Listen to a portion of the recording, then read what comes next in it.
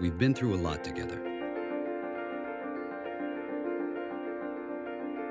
But we've known tough times before.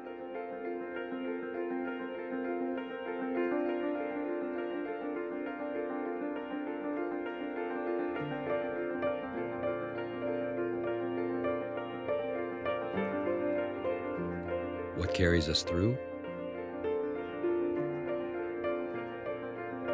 and helps us endure? What are the qualities so essential to us and the leaders who have occupied this office? He did some things knowing that they wouldn't be popular in the short run that would lay the foundation for recovery. No other country in the world would give up the capacity to manufacture cars if it had it. And so he did what the government's supposed to do in a case like that. Do not rescue the automobile industry. I mean, it was overwhelming. Look at the polling number. A country in the midst of a financial crisis that no one really, knew the depths of the challenges that were coming. I think he had a sense. My grandparents came out of the Depression. They knew what it was like for people not to have work. We all understand work as something more than just a paycheck.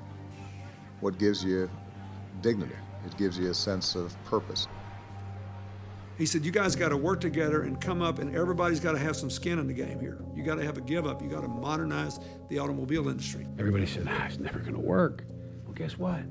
80,000 more people working in the car business than we did before the restructuring was passed. They're middle-class jobs. People can raise a family on a decent wage. We've gone from an economy that was shedding jobs to one that's consistently creating jobs at all sectors.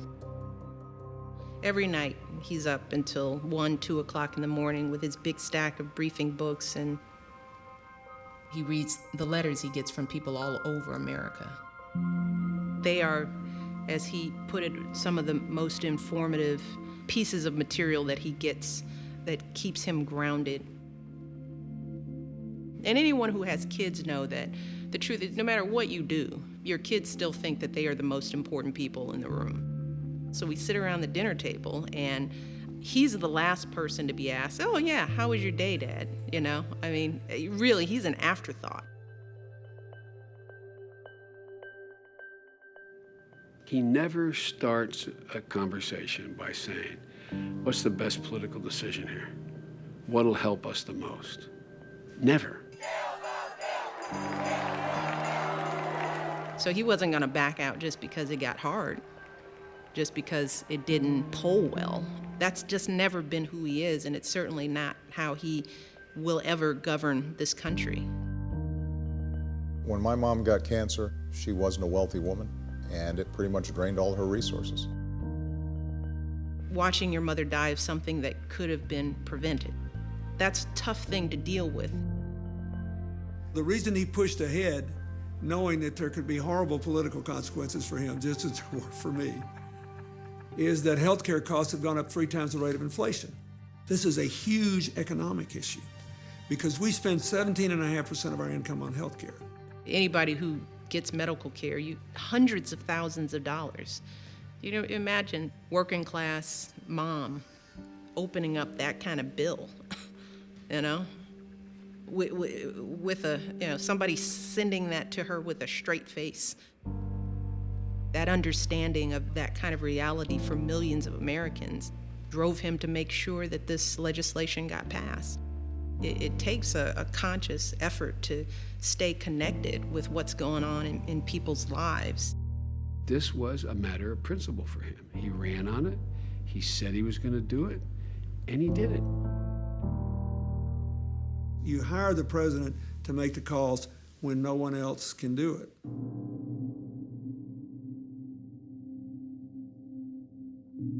He had to decide. That's one thing George Bush said that was right. The president is the decider-in-chief. We were only about 50% sure that bin Laden was in that compound. But I had 100% confidence in our Navy SEALs. I sat in that room with him when we were getting feeds on what was going on at the time. sat there resolute, concerned, just watching. You got him. Confirm it. Just boom, boom, boom. Then came and explained to everybody the next day in the cabinet room what happened. I mean, this is a guy who has, I said, a backbone like a ramrod. Good evening. Tonight, I can report to the American people and to the world. He took the harder and the more honorable path, and the one that produced, in my opinion, the best result.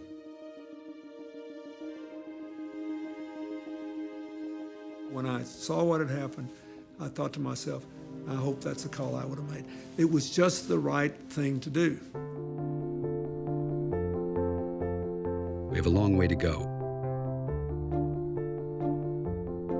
But with every new beginning, every homecoming, every step forward, we remember who we are.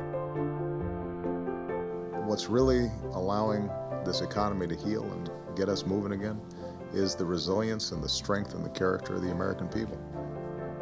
They don't quit. They don't give up.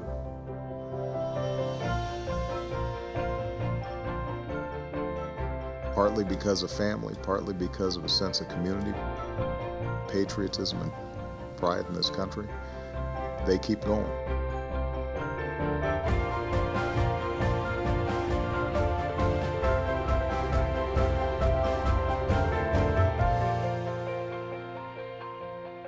That's the incredible gift that the American people keep giving back to me in this job.